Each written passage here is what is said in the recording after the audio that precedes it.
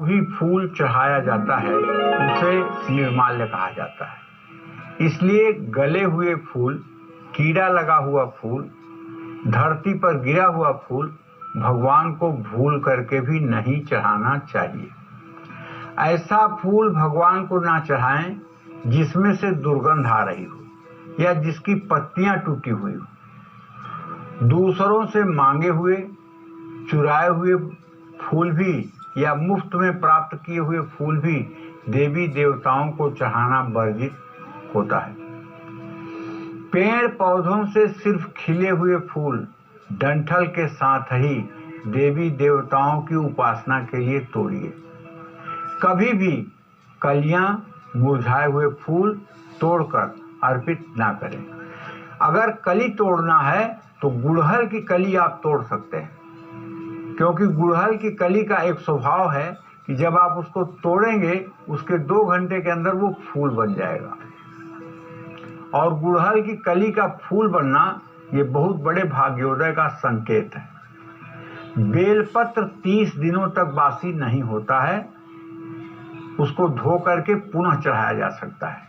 चंपा के फूल 9 दिनों तक बासी नहीं माने जाते हैं। मोंगरे का फूल 4 दिनों तक बासी नहीं होता है। कनेर के फूल 8 दिनों तक बासी नहीं होते हैं। समी के फूल 6 दिनों तक बासी नहीं होते हैं। केवड़े का फूल 4 दिनों तक बासी नहीं होता है। कमल का फूल 8 दिनों तक बासी नहीं होता है। तुलसी के पत्ते 11 दिनों तक बासी नहीं होते हैं। ये बात ध्यान रखना चाहिए, लेकिन इसका मतलब नहीं कि इतने इतने दिनों तक आप फूल रख करके और तब देवी देवता, ये आपत्तिकाल के लिए है। और वैसे रोज ताजे फूल तोड़ करके या ताजे फूल खरीद करके ही देवी देवताओं की पूजा उपासना करनी चाहिए। यही श्रेष्ठ नियम है। अब मैंने आपको बता दिया तो इसका मतलब नहीं कि आप दुकान से खरीद कर लाइए, फ्रिज में ठूस दीजिए और वही 15 दिनों तक आप पूजा में इस्तेमाल करते रहिए। ये ठीक परंपरा नहीं है। फूल माला ताजा होगा तो इसका फल ज्यादा अच्छा मिलेगा। कुछ फूल होते हैं जो सूंघने में आनंदित करते हैं, जैसे गुलाब का फूल है, इसको लोग सूंघते हैं, लेकिन सूंघा हुआ फूल कभी किसी देवी देवता को नहीं चढ़ाना चाहिए। फूलों में देव तत्व को आकर्षित करने और नकारात्मक ऊर्जा को सोखने की क्षमता होती है। जब हम फूल की खुशबू सूंघते हैं तब हमारी श्वास में मौजूद नेगेटिव एनर्जी फूल में प्रवेश कर जाती है और फूलों की देव तत्व को आकर्षित करने की क्षमता कम हो जाती है। सूंघे हुए फूलों में प्राकृतिक रूप से मौजूद सत्व भी न्यून हो जाते हैं। ऐसे में फूल मूर्ति पर चढ़ाने से मूर्ति में रजोगुण और तमोगुण अवशोषित होने की आशंका रहती है। इसी कारण देवताओं को चढ़ाए जाने वाले फूलों को सूंघना सख्त मना है। ये देख रहे हैं 3 उंगलियां जब हमारी मिल रही हैं तो इसका आकार कैसा हो रहा है। जैसे हिरण का मुंह होता है वैसे इसका आकार बन रहा है। देखिए, इसको शास्त्रों में कहते हैं मृगी मुद्रा। इसको क्या कहते हैं? मृगी मुद्रा। और जब 5 उंगलियां मिला ली जाए तब इसका रूप कैसा बन रहा है?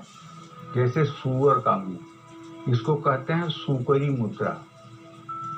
कभी भी हवन करने के लिए सूकरी मुद्रा का प्रयोग नहीं किया जाता है। केवल मारण वगैरह में तंत्र की अघोर क्रिया करने के लिए सूकरी मुद्रा का प्रयोग होता है। बाकी देवताओं के लिए जो हवन की जाती है वो मृगी मुद्रा में ही की जाती है, इन 3 उंगलियों से। इसी तरह से देवता के चरणों में और देवता के सर पर ही फूल चढ़ाने चाहिए। भगवान को फूल चढ़ाते समय अंगूठा, मध्यमा और अनामिका माने ये मृगी मुद्रा का ही प्रयोग करना चाहिए। कनिष्ठिका उंगली का प्रयोग फूल चढ़ाते समय बिल्कुल नहीं करना चाहिए। चतुर्थी के दिन दूर्वा, एकादशी के दिन तुलसी, प्रदोष के दिन बेलपत्र नहीं तोड़ना चाहिए। जो व्यक्ति बिना नहाए फूल या तुलसी तोड़ता है उसे देवता ग्रहण नहीं करते हैं। देवता को कागज के, प्लास्टिक के या सजावटी फूल भी नहीं चढ़ाने चाहिए। देवी देवताओं के मंदिर में उनकी पूजा करने से पहले सूखे हुए फूलों को हटा करके नए फूल माला अर्पित करना चाहिए। इस बात का भी ध्यान रखना चाहिए। और फूल उतार करके उसे कूड़े की बाल्टी में नहीं डालना चाहिए, बल्कि उसे किसी अलग थैले में करके और उसको कूड़े की बाल्टी से अलग रखना चाहिए। ये बात अलग है कि अंत में वो कहाँ जाएगा, इससे आपसे मतलब नहीं है, लेकिन जहाँ जिस बाल्टी में आपका जूठन, जिस बाल्टी में आपका डस्टबिन का गंदगी है, उसमें आप फूल को कम से कम अपने हाथ से ना डालें।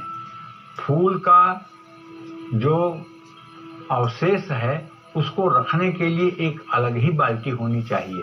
जय माता।